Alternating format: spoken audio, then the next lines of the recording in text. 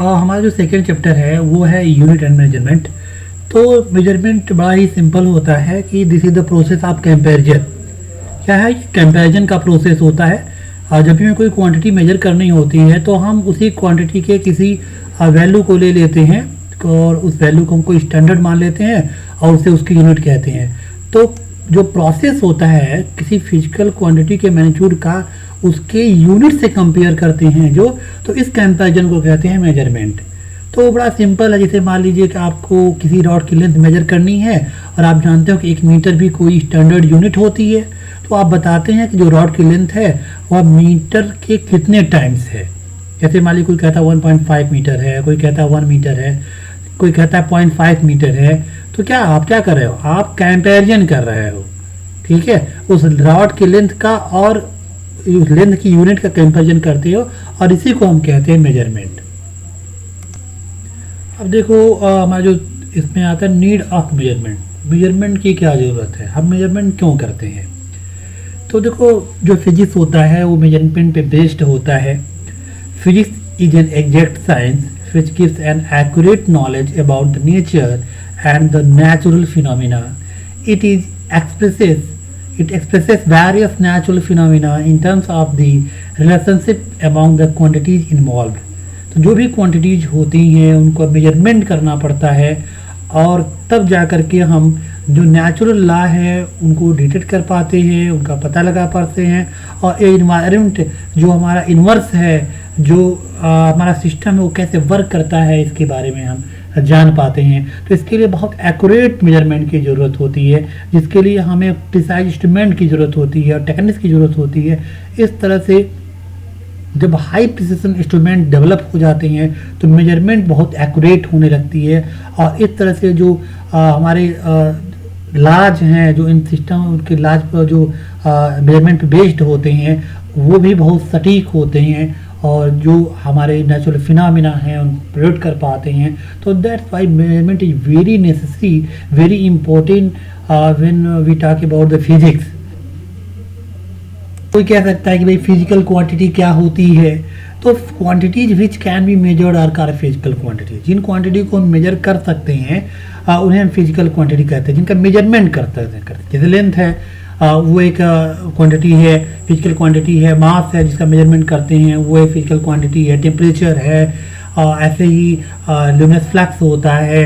तो ये सारे जो है वेलोसिटी है, एक्सेलरेशन है, इनका मेजरमेंट करते हैं। तो दीज आर फिजिकल क्वांटिटी। तो इस तरह से जो फिजिकल क्वांटिटी होती है उसमें ये जरूरी होता है कि उस क्वांटिटी का मेजर हम बाय डिफरेंट इंस्ट्रूमेंट कर पाएँ। तो that is called physical quantity. थोड़ा सिंपल है, हमें ये बस को मन में बैठाना चाहिए कि फिजिकल क्वांटिटी क्या होगी, जिसका मेजरमेंट हम कर पाते हैं। अब बात करते हैं टाइप्स ऑफ फिजिकल क्वांटिटी।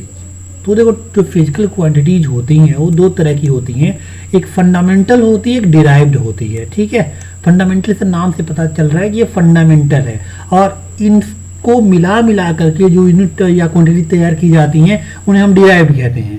ठीक है, तो फंडामेंटल क्या है, बेसिक्स हैं और इन्हीं बेसिक्स से हम डिराइव्ड बनाते हैं। तो जो फंडामेंटल क्वांटिटीज होती हैं वो एक दूसरे से पूरी तरह से इंडिपेंडेंट होती हैं। जैसे आप देखो लेंथ है, मास है, टेम्परेचर है, तो ये सब क्या इंडिपेंडेंट है।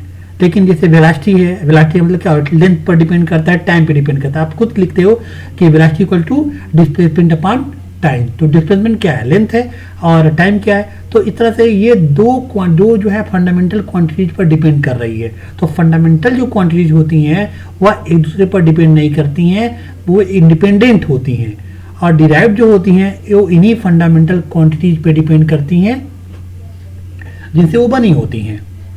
तो आप देखते हैं fundamental quantities, the physical quantities which are independent of each other. जैसे हमने पहले बताया कि जो इंडिपेंडेंट होती है उस तरह से उन्हें हम फंडामेंटल क्वांटिटीज कहते हैं। ठीक है, तो आइए देखते हैं कि ये फंडामेंटल क्वांटिटीज कितने टाइप्स की होती है। तो मेनली जो फंडामेंटल क्वांटिटीज होती हैं वो 7 तरह की होती हैं और 2 हमारे और बच जाते हैं जिन्हें हम सप्लीमेंट्री के नाम से जानते हैं। तो आइए देखते हैं कि जो हमारे पास 7 फंडामेंटल क्वांटिटीज हैं एसआई सिस्टम वो कौन कौन सी हैं। तो पहला क्या है, लेंथ है। दूसरा क्या है, मास है। तीसरा क्या है, टाइम है। चौथा क्या है, टेम्परेचर है। पांचवा क्या है, इलेक्ट्रिक करंट है। छठवां क्या है, ल्यूमिनस इंटेंसिटी है। सातवां क्या, अमाउंट ऑफ सब्सटेंस है। ठीक है, ये जो फंडामेंटल क्वांटिटी क्या आप length, mass, time, temperature, electric current, luminous intensity, amount of substance, ये 7 जो है वो फंडामेंटल क्वांटिटीज होती हैं। और इन्हीं की जो फंडामेंटल क्वांटिटीज होती हैं, इनकी जो यूनिट्स होती हैं उन्हें हम फंडामेंटल यूनिट्स कहते हैं। जैसे आप देखो, लेंथ को मेजर करने के लिए मीटर का यूज करते हैं, ये एसआई सिस्टम में है, और मास को किलोग्राम में, टाइम को सेकेंड में, टेम्परेचर को केल्विन में, इलेक्ट्रिक करंट को एम्पियर में, ल्यूमिनस इंटेंसिटी को कैंडेला में, अमाउंट ऑफ सब्सटेंस को मोल में। ये सब फंडामेंटल यूनिट्स हैं। और बाकी जो भी यूनिट्स होती हैं उनके बनाने के लिए इन्हीं यूनिट्स का सहारा लेते हैं, और इन्हीं यूनिट के बेस पर हम उनकी यूनिट को डिराइव करते हैं। इसके अलावा एसआई सिस्टम में 2 सप्लीमेंट्री यूनिट होती हैं, एक रेडियन और एक स्टेरेडियन। रेडियन जो होता है वो प्लेन एंगल को मेजर करता है। इसको कहते हैं प्लेन एंगल। जैसे आप कहते हैं ना, आपने पढ़ा एंगल मेजर करना, ये 30 डिग्री का एंगल है, ये 40 डिग्री का एंगल है, ये 90 डिग्री का एंगल है। तो जो एंगल का मेजरमेंट होता है उसको हम रेडियन में, एसआई यूनिट में मेजर करते हैं। और जैसे आपने कहता है ना कि 180 है, तो 180 का मतलब कहता है पाई रेडियन होता है। 180 डिग्री अगर एंगल है तो कहते हैं वो पाई रेडियन का है। 360 डिग्री है तो कहते हैं वो 2 पाई रेडियन का है। इस तरह से जो एसआई सिस्टम में एंगल, प्लेन एंगल को मेजर करने का यूनिट होता है वो रेडियन होता है। ऐसे ही 3D एंगल होता है जिसे हम सॉलिड एंगल कहते हैं। तो उस सॉलिड एंगल को मेजर करने के लिए हम स्टेरेडियन का प्रयोग करते हैं। इस तरह से 2 एक्स्ट्रा यूनिट होती हैं जिन्हें हम सप्लीमेंट्री यूनिट के नाम से जानते हैं, जो एसआई सिस्टम में यूज होती है। पहला क्या है? रेडियन। दूसरा क्या है? बताओ। स्टेरेडियन है। ठीक है, देखो अभी तक तो हमने पढ़ा फंडामेंटल क्वांटिटीज और उसकी यूनिट के बारे में पढ़ा था। अब बात करते हैं डिराइव्ड क्वांटिटीज की। तो जैसा आपने देखा कि जो फंडामेंटल क्वांटिटीज होती हैं वो एक दूसरे पे डिपेंड नहीं करती हैं। जैसे 7 तरह के आपने फंडामेंटल क्वांटिटीज पढ़े और वह एक दूसरे से बहुत अलग होती है, एक दूसरे पे डिपेंड नहीं करती हैं। उन्हें आप कोरिलेट करना है तो जल्दी आप नहीं कर पाओगे। अगर दूसरी क्वांटिटी, डिराइव क्वांटिटी की बात करेंगे तभी जो है आप कोरिलेट कर पाओगे उनको। तो जो फिजिकल क्वांटिटीज होती हैं, जो इन फंडामेंटल क्वांटिटीज के आधार पर व्यक्त की जाती हैं, उन्हें डिराइव्ड क्वांटिटीज कहते हैं। ठीक है, तो क्या मतलब है इसका? जो ये जो क्वांटिटीज होंगी इन्हें एक्सप्रेस करने के लिए आपको फंडामेंटल क्वांटिटीज की जरूरत पड़ेगी। ठीक है, ये एक दूसरे पे डिपेंड करती हैं। ठीक है, और इनकी जो यूनिट होती है, जो डिराइव्ड क्वांटिटी की यूनिट होती है, उन्हें डिराइव्ड यूनिट भी कहते हैं। और ये यूनिट जो होती है वो फंडामेंटल यूनिट पे डिपेंड करती है। जैसे मान लो यहाँ पे देखो एक एग्जांपल है वेलोसिटी का। तो वेलोसिटी के एग्जांपल में वेलोसिटी इक्वल टू, अभी मैंने बताया कि डिस्प्लेसमेंट अपॉन टाइम। तो डिस्प्लेसमेंट लेंथ होती है, टाइम आपका पहले से फंडामेंटल है, तो फंडामेंटल अपॉन फंडामेंटल, तो 2 फंडामेंटल क्वांटिटी पे डिपेंड करती है। तो क्या होगा? ये वेलोसिटी जो है एक डिराइव्ड क्वांटिटी हो गई। ऐसी एक्सेलरेशन एक डिराइव्ड क्वांटिटी है। फोर्स भी एक डिराइव्ड क्वांटिटी होती है। वर्क भी एक डिराइव्ड क्वांटिटी होती है।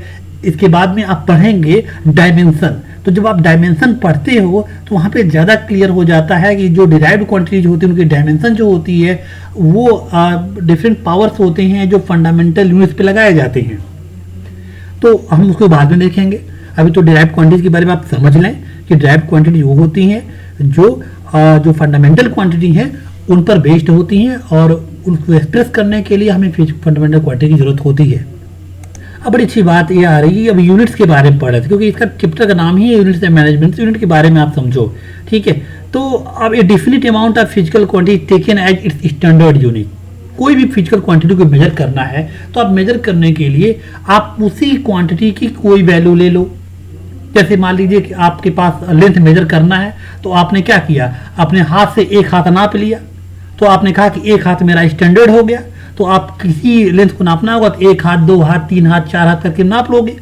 ठीक है, तो अब क्या है कि जब एक हाथ जो है वो यूनिट बन गई आपकी, है ना। तो इस तरह से ऐसे ही लेंथ का मीटर होता है। मीटर एक लेंथ होती है, लेंथ की कोई अमाउंट ले लिया हमने लेंथ का, और उसे हमने कहा कि ये स्टैंडर्ड है।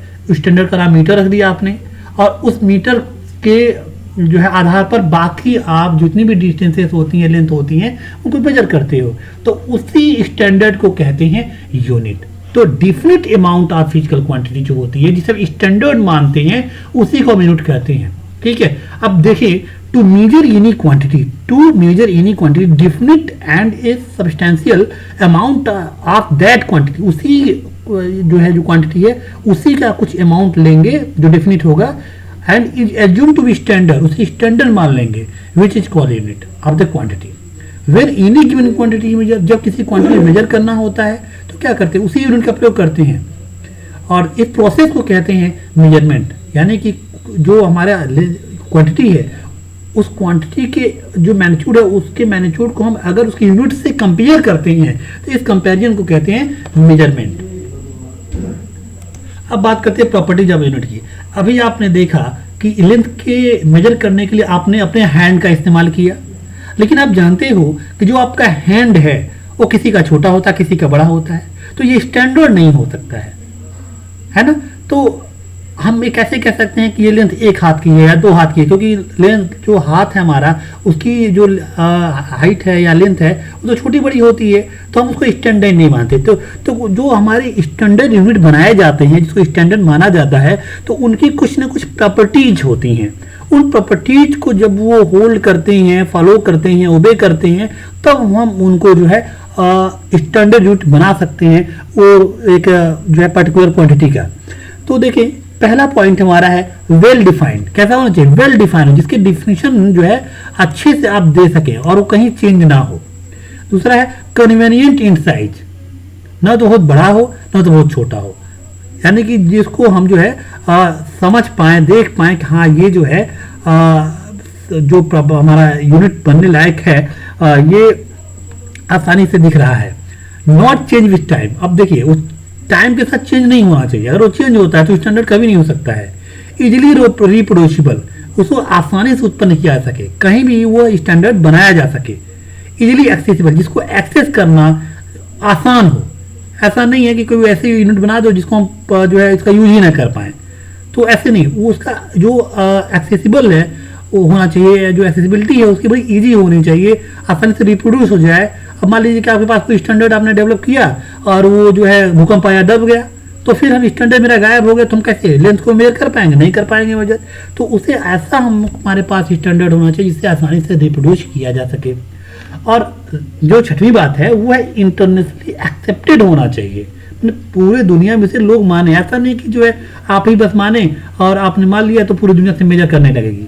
ठीक है, जैसे ब्रिटिश सिस्टम होता था हमारा, तो लेंथ फरलॉन्ग यूज करते थे, गज का यूज करते थे, तो वो अब नहीं चलता है। एसआई सिस्टम पूरे दुनिया में यूज किया जाता है और इसी को सब लोग मानते हैं। सेवंथ है इजिली रिप्रोड्यूसिबल, तो ये रिप्रोड्यूसिबल अभी हमने 4th पॉइंट में भी यही पढ़ा, ये पॉइंट वही है।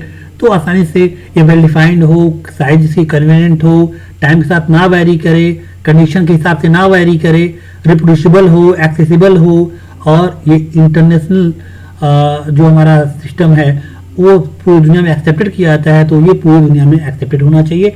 तब जा करके जो यूनिट होती है उसे हम स्टैंडर्ड मानते हैं और उसे हम यूज करते हैं। और थोड़ी बातें और कर लेते हैं फंडामेंटल यूनिट के बारे में। अभी देखा आपने कि जो फिजिकल क्वांटिटी होती हैं which are independent to each other उन्हें हम फंडामेंटल क्वांटिटीज कहते हैं, और उनकी जो यूनिट्स होती हैं उन्हें फंडामेंटल यूनिट्स कहते हैं। तो सीधा सीधा मतलब जो फंडामेंटल यूनिट्स होंगी वो भी एक दूसरे पर डिपेंड नहीं करती हैं। ठीक है, तो उन्हें हम जो है अलग अलग एक्सप्रेस करते हैं।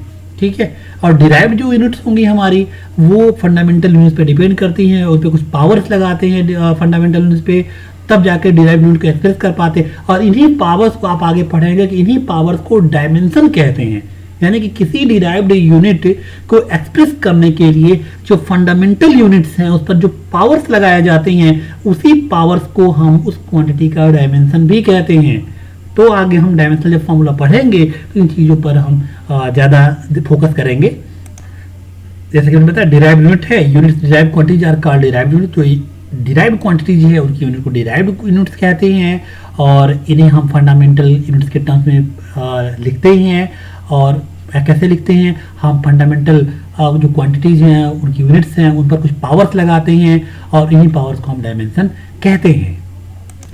अब आती है बात डिफिनीशन ऑफ फंडामेंटल क्वांटिटीज की। तो जैसे आपने देखा कि लेंथ का जो यूनिट होता है सारे सिस्टम में मीटर होता है, तो यहाँ मीटर की डिफाइन किया गया है। मास को मेजर करने के लिए किलोग्राम का यूज करते हैं, तो यहाँ किलोग्राम को डिफाइन किया गया है। और टाइम को रिप्रेजेंट करने के लिए हम सेकेंड का यूज करते हैं, तो यहाँ पे जो है सेकेंड का डिफिनीशन दिया गया है। तो इन डिफिनीशन को आप लर्न करेंगे, लिखेंगे और अपनी फिर कॉपी पे करेंगे और हमेशा ऐसे याद करेंगे ताकि हमेशा याद रहे, रिवाइज करते रहेंगे इसको, और ये याद होना ज़रूरी है। जैसे आप ABCD पढ़ते हो ऐसे ये फिजिक्स के ABCD हैं, इन्हें याद करना ज़रूरी होता है।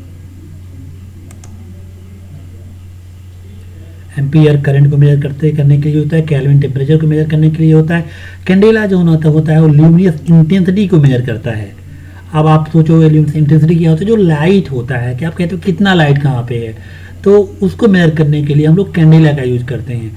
फिर अमाउंट ऑफ सब्सटेंस है, उसको मेजर करने के लिए हम मोल का यूज करते हैं।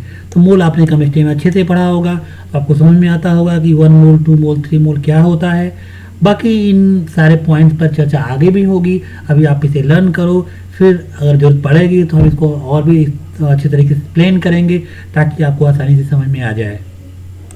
अब थोड़ी बात हम करते हैं रेडियन और स्टेरेडियन की। तो आपने देखा कि SI सिस्टम में 7 फंडामेंटल क्वांटिटीज होती हैं और उनके बाद 2 सप्लीमेंट्रीज यूनिट्स की यूज की जाती हैं जो रेडियन और स्टेरेडियन होती हैं।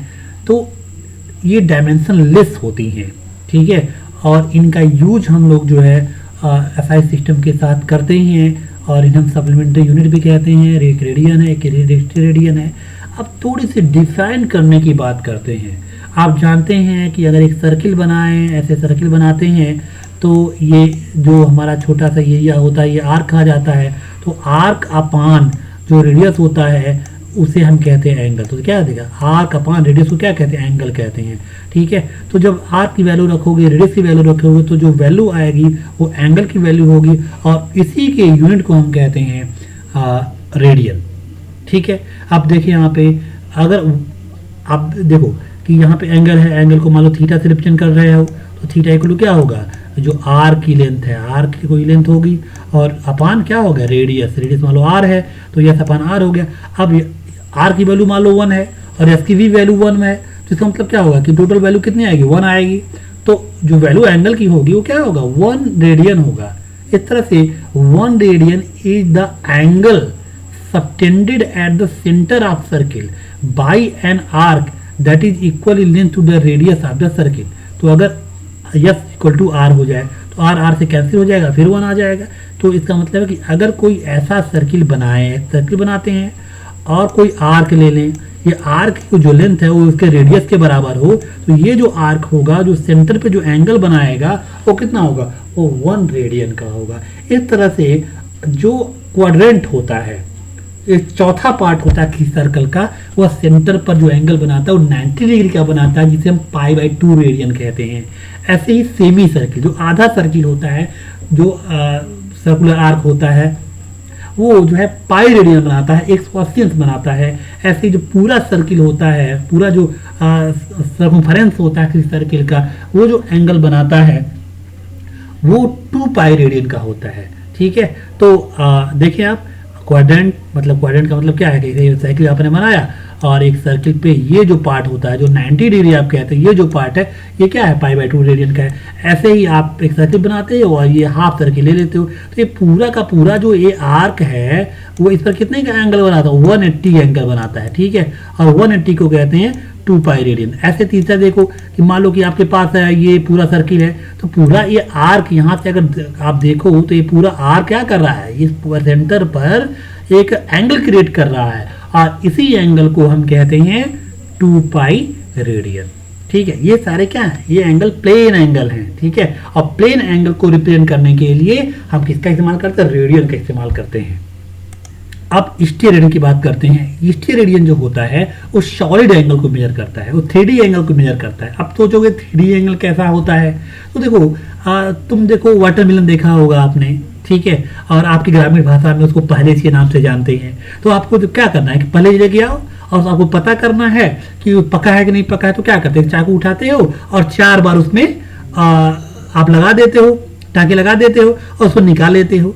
तो इस तरह से जो शेप बनता है, ऐसे जो शेप बनता है, ये ऐसे शेप बनता है, देखो ध्यान से, एक शेप ऐसे बनेगा, ये ऐसे बनता है शेप, ठीक है, ऐसे शेप बनेगा, ये ऐसे शेप बनेगा, ठीक है, और ये मिला दो तो ये चौकोर का शेप ऊपर रहता है और ये इस तरह से निकल जाता है। तो जो ये सेंटर, ये क्या हो गया, सेंटर हो गया ये, और ये जो एंगल क्रिएट कर रहा है, ये जो एंगल क्रिएट कर रहा है वहां पर, इसी को सॉलिड एंगल कहते हैं, ठीक है, ये क्या है, आपने कुछ सरफेस ले लिया उसका, ठीक है, उस सरफेस से ने क्या किया, सेंटर पे कोई एंगल क्रिएट कर रहा है, इस तरह का सॉलिड एंगल क्रिएट कर रहा है। इसी सॉलिड एंगल को मेजर करने के लिए हम स्टीरेडियन का यूज करते हैं। तो अगर मान लो जो सरफेस है हमारा वो डीए है, ठीक है, और जो रेडियस है उसका है, जो आपने सरफेस कट किया उसका रेडियस जो है आर है, तो उस केस में जो एंगल होगा, जो स्टीरेडियन होगा, जिसे हम डी ओमेगा से रिप्रेजेंट करते हैं, ये जो छोटा सा पार्ट होता है इसे हम ओमेगा कहते हैं, ग्रीक लेटर है, और ये जनरली जो है सॉलिड एंगल के लिए भी रिप्रेजेंट किया जाता है, यूज किया जाता है रिप्रेजेंट करने के लिए।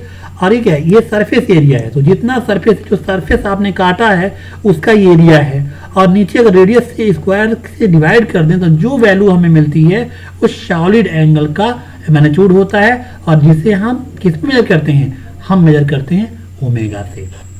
अब देखो, मान लो कि आपने इस तरह से कोई सरफेस एरिया लिया है जिसका जो एरिया है वो आर स्क्वायर के बराबर है, तो R square upon R square हो जाएगा, तो क्या बचेगा 1। इस तरह से जो ऐसा कोई सरफेस ले लें, ऐसा कोई सरफेस ले लें कि जो है उसका जो एरिया है उस सरफेस का अगर वो रेडियस के स्क्वायर के बराबर होता है, तो हम कहेंगे कि उसके द्वारा जो एंगल बनाया जाता है सॉलिड एंगल सेंटर पर, वो एंगल जो है 1 स्टीरेडियन होता है, ठीक है। तो इसको डिफिनेशन में दिखा दिया गया है, जैसे मान लो कि 1 steradian can be defined as solid angle subtended at the centre of a unit sphere by unit area on its surface. तो इतने ज़्यादा समझ नहीं आएगा, ऐसे सोचो कि this is the value of a solid angle 1 steradian, the value of solid angle subtended by a surface area of magnitude square of the radius on the centre of this sphere. तो इसका क्या मतलब हुआ कि ये अगर जो कोई एरिया लो जिसका जो है जो सरफेस एरिया हो आर स्क्वायर के बराबर हो, मतलब रेडियस के स्क्वायर के बराबर हो, तो ये जो बनाएगा वह 1 स्टीरेडियन होगा, उस सॉलिड एंगल की वैल्यू 1 स्टीरेडियन होगी, ठीक है। अभी नहीं समझ में आता है तो फिर आप कमेंट करना, फिर मैं इस पर एक अलग से आपको थोड़ा सा बताऊंगा ताकि आपको ज़्यादा से ज़्यादा अच्छी तरह से समझ में आ जाए। समझ में आ जाता है, आपके फ्रेंड को नहीं समझ में आता है तो आप उसको समझाने की कोशिश करें। आप सोचोगे सर हमने तो आज तक प्लेन एंगल तो यूज किया, कभी सॉलिड एंगल नहीं यूज किया। तो देखो आपने अभी जो है शुरुआत ही की है, सॉलिड एंगल का एप्लीकेशन आपको मिलेगा, जहाँ पे फ्लक्स की बात होगी, जहाँ पे फील्ड की बात होगी, वहाँ पे आपको स्टीरेडियन पढ़ना पड़ेगा। अभी आपने देखा कि हम बार बार एसआई सिस्टम की बातें कर रहे थे, तो आप देखते हैं आइए कि सिस्टम ऑफ यूनिट्स क्या होती है और उनका यूज क्यों किया जाता है ना। कोई स्टैंडर्ड यूनिट बना दिया हमने, तो स्टैंडर्ड यूनिट्स का क्यों यूज किया जाता है इसके बारे में हम चर्चा करेंगे। तो पहले बात करते हैं सिस्टम ऑफ यूनिट्स की। तो a system of units is the complete set of units, बहुत सारे यूनिट्स का एक सेट होता है, बोथ फंडामेंटल एंड डिराइव्ड, जिसमें दोनों होती है, फंडामेंटल भी होती है और डिराइव्ड होती हैं। फंडामेंटल की संख्या तो सीमित है, जानते हैं आप, 7 ही होती है, और 2 हमारी सप्लीमेंट्री यूनिट्स होती हैं, और डिराइव्ड की संख्या तो बहुत ज़्यादा है। For all kinds of physical quantity, जितने भी फिजिकल क्वांटिटीज हैं उनके जो यूनिट्स हैं उनका कंप्लीट सेट बना लेते हैं, तो हमें कहते हैं उसको system of units. Etch system is named in terms of fundamental units on which it is based. तो जो सिस्टम होता है उसका जो नामकरण होता है, जो नाम रखा जाता है, वो उन फंडामेंटल क्वांटिटीज या यूनिट्स पर डिपेंड होता है जिन पर वो बेस्ड होता है, ठीक है। तो आइए हम कुछ जो है सिस्टम ऑफ यूनिट्स की बातें करते हैं और समझने की कोशिश करते हैं कि उनका यूज कैसे किया जाता है। तो यहाँ हमने एक टेबल बनाया हुआ है, और टेबल में सबसे पहले पे पॉइंट पे एफपीएस, एफ से फुट होता है, पी से पाउंड होता है, एस से सेकेंड होता है। ये ब्रिटिश सिस्टम होता है, इसे फुट पाउंड सिस्टम कहते हैं 1 फुट 2 फुट। तो लेंथ को मेजर करने के लिए फुट का यूज किया जाता है इस सिस्टम में, मास को मेजर करने के लिए पाउंड का यूज किया जाता है, और टाइम को मेजर करने के लिए सेकंड का यूज किया जाता है। तो इसमें यूनिट ऑफ लेंथ क्या होती है, फुट होती है, यूनिट ऑफ मास क्या होता है, पाउंड होता है, यूनिट ऑफ सेकंड क्या होता है, तो इसमें सेकंड ही होता है टाइम का। इसी तरह से दूसरी जो हमारे सिस्टम ऑफ यूनिट्स है वो है सीजीएस यूनिट, ठीक है। इसका पूरा नाम है सेंटीमीटर ग्राम सेकेंड। इसे गॉसियन मेट्रिक या डेसिमल सिस्टम भी कहते हैं। ये ज़्यादा यूज किया जाता है।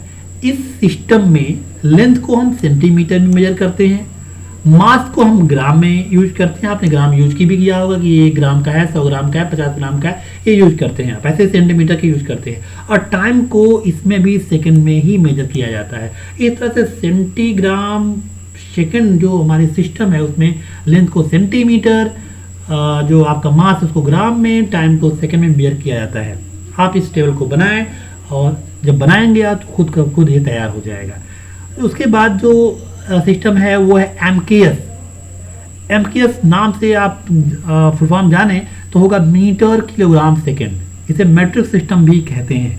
तो मीटर किलोग्राम सेकंड में जो लेंथ होता है उसे मीटर में मेजर करते हैं। देखिए कोई भी लेंथ होगा, ठीक है, अगर आप एमकेएस सिस्टम यूज कर रहे हो तो आप लेंथ को मीटर में कन्वर्ट कर लोगे।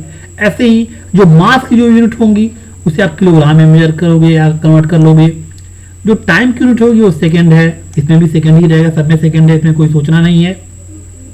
इस तरह से मीटर किलोग्राम सेकंड सिस्टम बनता है। इसमें लेंथ को मीटर में, मास को किलोग्राम में और टाइम को सेकंड में मेजर करते हैं। मान लीजिए आपने कोई न्यूमेरिकल आप सॉल्व कर रहे हो और कहीं लेंथ सेंटीमीटर में दी गई है और आपको एमकेएस सिस्टम यूज करना है, तो उस समय आपको सेंटीमीटर से मीटर में कन्वर्ट करना पड़ेगा। यानी कि जिस सिस्टम को यूज करते हैं आप उन सभी क्वांटिटीज को उसी के यूनिट्स में लिखना पड़ता है, तब आप क्वेश्चन सॉल्व करें। अगर आप ऐसा नहीं करते हैं तो जो आपके आंसर आएंगे वो सही नहीं आएंगे। इसको थोड़ा सा इम्प्रूव करके इसको एक यूनिट और जोड़ी गई है, एक क्वांटिटी और जोड़ी गई है। आप पूरा नाम इसका कर दिया गया एमकेएसए। पहले क्या था, एमकेएस था, अब क्या एमकेएसए, मीटर किलोग्राम सेकेंड एम्पियर। तो जैसा कि आप पहले ही से जानते हैं कि जो मीटर होता है वो लेंथ के लिए यूज किया जाता है, जो किलोग्राम है मास के लिए, जो सेकेंड है वो टाइम के लिए। अब ये जो है चौथी जो क्वांटिटी मिली है आपको करंट, तो ये करंट को मेजर करने के लिए एम्पियर का यूज किया जाता है। और आप जानते भी कि सब फंडामेंटल क्वांटिटीज हैं और इसमें सब जो भी क्वांटिटीज होंगी वो फंडामेंटल क्वांटिटीज ही होंगी। अब देखो एसआई सिस्टम की बात आती है, ये इंटरनेशनल सिस्टम है, ये पूरा विश्व इसको प्रयोग में लाता है और हम भी इसका यूज करेंगे। पूरे जो है जो हमारी बुक है जो न्यूमेरिकल दिए गए हैं वो या तो एसआई सिस्टम में है या तो सीजीएस का यूज करते हैं। तो दो चीजें को हम सिस्टम का यूज करेंगे, सीजीएस का और एसआई का। देखिए यहाँ पर तो जो लेंथ होती है उसको तो मीटर में मेजर करते हैं, मास को किलोग्राम में मेजर करते हैं, टाइम को सेकंड में मेजर करते हैं और करंट को एम्पियर मेजर करते हैं। लेकिन अब इसमें तीन और जुड़े जाते हैं। जैसे आ गया टेम्परेचर, टेम्परेचर को हम केल्विन में मेजर करते हैं। इसे हम कैसे नोट करते हैं, ऐसे ल्यूमिनस इंटेंसिटी उसे कैंडेला में मेजर करते हैं। भाई ये थोड़ा सा आपके लिए नया है, नया इन द सेंस कि आपने कभी इसका यूज नहीं किया, लेकिन आपने बहुत कुछ टार्च जलाते हैं, 2 टार्च जलाओगे तो ज़्यादा लाइट हो जाएगी, 3 टार्च जलाओगे तो और लाइट हो जाएगी। तो लाइट कितनी हो गई उसको बताने के लिए हम यूज करते हैं कैंडेला। अब बात आती है मोल, इसे अमाउंट ऑफ सब्सटेंस को हम मेजर करने के लिए मोल का यूज करते हैं। और मोल का मतलब है कि आपने 1 मोल लिया, 2 मोल लिया, 3 मोल लिया। अगर आप 10th में याद हो आपको तो आप जब क्या पीएच वैल्यू पढ़ते हैं आप तो वहाँ पे मोल का टर्म आ जाता है, या केमिस्ट्री में आप पहला चैप्टर पढ़े होंगे तो वहाँ पे मोल कॉन्सेप्ट आपको समझाया गया होगा, तो वहाँ से आप इसको समझ सकते हैं। अब आपके सामने एक नई टर्मिनोलॉजी है कोहेरेंट सिस्टम ऑफ यूनिट्स। ये कोई नई जो है सिस्टम ऑफ यूनिट्स नहीं है, ये जो एमकेएस या एसआई सिस्टम है उसी को हम कोहेरेंट सिस्टम ऑफ यूनिट्स कहते हैं। ठीक है, तो it is the system of units based on certain set of fundamental units from which all derived units can be obtained by simple multiplication। बड़ा इंपॉर्टेंट है, by simple multiplication or division without introducing any numerical factor। कोई numerical factor के लाए बिना ही सिर्फ multiplication और division के method से हम डिराइव्ड जो है जो यूनिट्स हैं उसको बना सकते हैं। तो ऐसे सिस्टम को जहाँ पे ये प्रोसेस हो सकता है उसे हम कोहेरेंट सिस्टम ऑफ यूनिट्स कहते हैं। ठीक है, तो थोड़ा सा बार 2-3 बार इसको पढ़ें और रिवाइज करें तो आपको चीज़ें क्लियर हो जाएंगी। कुछ इंपॉर्टेंट बातें जो आपको जाननी चाहिए कि सिंबल कैसे लिखते हैं। जैसे मान लिया आप न्यूटन लिखते हो तो आपने एन लिख दिया, कैपिटल एन लिख दिया, क्या लिखना है आपको। ठीक है, तो वो सिंबल कैसे यूज करें। देखो small letters are use for symbol of unit. किसी भी यूनिट को अगर रिप्रेजेंट करना है तो उसके लिए स्मॉल लेटर का यूज करते हैं और आपको आपका यूनिट हो जाएगा। ऐसे ही symbols are not followed by full stop. किसी सिंबल के बाद फुल स्टॉप नहीं लिखना चाहिए। अगर सिंबल आप लिख रहे हो फुल स्टॉप नहीं लिखना चाहिए।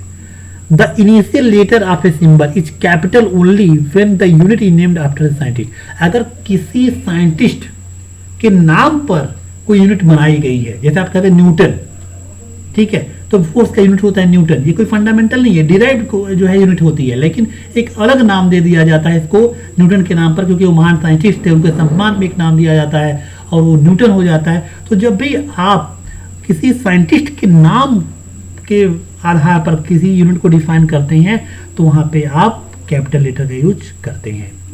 The full name of unit always begins with a small letter even if it is named after a scientist. तो अगर फुल नेम लिखना है किसी यूनिट का, ठीक है, तो उसके लिए आपको स्मॉल लेटर का यूज करना पड़ता है। यानी कि अगर आप न्यूटन लिखना चाहते हैं, अगर एक लेटर लिखोगे तो उसे कैपिटल में लिखोगे, लेकिन पूरा नाम लिखोगे तो स्मॉल से शुरू करोगे। ठीक है, आप क्या देख रहे हो कि जब आप एक लेटर लिख रहे हो, ऐसा यूनिट जो किसी साइंटिस्ट के नाम पर है, जब एक लेटर उसके लिए लिख रहे हो तो वो कैपिटल लिख रहे हो, लेकिन जब पूरा नाम लिख रहे हो तो वो सब स्मॉल में ही लिखोगे। पांचवा पॉइंट है कि symbol do not take plural form. कभी भी प्लूरल नहीं होता है। ऐसा नहीं कहोगे कि तुम कि न्यूटन्स, टू न्यूटन्स, ऐसा नहीं करना है। टू न्यूटन, ऐसा कभी देखो कोई कहे कि तुम्हारी रॉड की लेंथ कितनी है तो कहोगे 2 मीटर्स, ये गलत है। 2 मीटर्स नहीं करना, 2 मीटर ओनली, आपको 2 मीटर, उसमें प्लूरल नहीं करना है। तो ये कुछ गाइडलाइंस हैं जिन्हें आपको याद रखना चाहिए जब भी आप किसी क्वांटिटी का यूनिट लिखते हैं तब। कुछ कॉमन प्रैक्टिकल यूनिट्स के बारे में बात कर लेते हैं जिन्हें हम बाद में भी देखेंगे। तो जैसे फर्मी है, एंगस्ट्रॉम है, nanometre, micron, nanometre, light year, astronomical units, parsec, barn, atomic mass unit जिसे एएमयू के नाम से जानते हैं, बार, टॉर, एटमॉस्फेयर प्रेशर को यूज करते हैं। सेक टाइम होता है 10⁻⁻1 सेकेंड, उसका यूज करते हैं। तो ये कुछ प्रैक्टिकल यूनिट्स हैं जिन्हें हम बहुत जानना चाहिए। आप अपनी बुक को खोलें और इसमें इसको सर्च करने की कोशिश करें और इन्हें समझने की कोशिश करें और याद करें। उसको लिख लिख के जब याद करेंगे तो याद हो जाता है। कुछ प्रैक्टिकल यूनिट्स के बारे में हम आगे की टेबल में देख रहे हैं, इन्हें आपको लर्न करना है और याद करके जो है, ताकि आप याद करते रहें जिससे आप उसका यूज कर पाएँ। ठीक है, तो जब यूज करेंगे आप तो आपको याद भी होता जाएगा। लिखेंगे, बार बार लिखें उसको तो तैयार हो जाएगा। तो आइए हम देखते हैं क्या क्या वो टेबल्स हैं। देखिए आपके सामने कुछ यूनिट्स दिखाए जा रहे हैं और ये क्वांटिटी है कि किस क्वांटिटी के लिए यूज किए जाते हैं, तो आप उसको याद करें, लिखें। और कुछ क्वांटिटी तो आपको हमेशा जो साइज सिस्टम यूज होती हैं उनको याद ही होना है चाहिए, सीएस में यूज होती हैं वो याद होना चाहिए। और आपके इस पूरे चैप्टर में जो भी आपके फर्स्ट ईयर की क्लासेस हैं उसमें ये सारे यूनिट्स यूज किए जाएंगे और वहाँ पे आपको इसको एक्सप्लेन किया जाएगा और आप उसे अच्छी तरह समझ पाएंगे। फिलहाल के लिए आप इसको लिखें और याद करने की कोशिश करें। आपके सामने ये दूसरा टेबल है, इसमें कुछ बहुत ही इम्पोर्टेंट जो आपका पहला जो है टेबल है, इसमें बहुत ही इम्पोर्टेंट जो हम बार बार एग्जाम में पूछे जाते हैं वो कन्वर्जन दिए गए हैं। तो बिल्कुल आपको याद ही होना चाहिए, इसमें सोचना बिल्कुल नहीं है। आप बार बार लिखें और इसे याद करें। ये वीडियो चूँकि काफ़ी लंबा हो जा रहा है इसलिए यहाँ पर हम इसको क्लोज करते हैं। और अगर आप लोग इसको सपोर्ट करोगे तो फिर हम आगे की वीडियो बना के देंगे। नहीं समझ में आता है तो फिर आपको कमेंट करना चाहिए, उस पर अपनी बातें लिखनी चाहिए कि क्या आपको समझ में नहीं आया, ताकि छोटे छोटे वीडियोस पर बना करके आपको भेजा जाए। क्योंकि अभी लॉकडाउन है और स्कूल शायद अभी ना खुल पाए, 1.5 महीना 2 महीना लगेगा। तब तक आप अपनी तैयारियां करते रहें और अपने आप को हमेशा अपडेट रखें और आपको पता भी चलेगा आपको पढ़ना क्या है। तो इस तरह से जो भी चीज़ें आज बताई गई हैं उन पर आप कॉन्सनट्रेट करें, फोकस करें और उन्हें जो यूनिट्स हैं, जो प्रैक्टिकल यूनिट्स हैं, उन्हें याद करने की कोशिश करें और ताकि आपको इसका फ़ायदा हो। अगर आप इस पर अपनी बातें रखें, कमेंट करके बताएं कि आपको और क्या चाहिए। और अगर आपको एक वर्कशीट करनी है, आपको एक्सरसाइज करनी है तो आप उस पर लिखें और मैं उसको भेजूँगा, आपको करके भेजना होगा। लेकिन जितना ही आप लोग इसमें इन्वॉल्व होंगे उतने ही अच्छे वीडियो या एक्सप्लेनेशन हम करके दे पाएंगे। अगर आप इन्वॉल्व नहीं होते हैं तो फिर ये काम मेरा व्यर्थ है।